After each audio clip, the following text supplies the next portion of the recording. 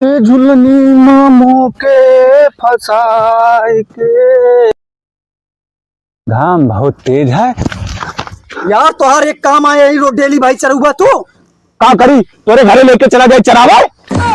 यार घरे चलाऊ ना ये चरावता हूँ, वो धान लागता है। धान हुआ लागता है कि हेमन लागता है।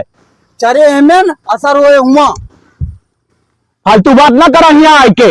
हम वो बताओ ते फालतू बात ना है। खेतम भाई तोहार चरे ना डेली तू चरा लेता है। सारा जितना उपजाऊ चीज है वो खाई जाती है। हमारे खेत में कैसे पैदा हुए। हमका दूध बेचे का है ओका है। दूध बेचबा तू कि हम बेचब।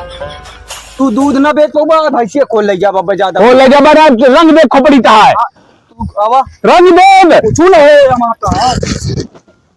बिना प्रधान का बोलाए फैसला ना हो। प्रधान का बिना फलाए फैसला ना हो। आवाज ना मिलावा प्रधान का फोन।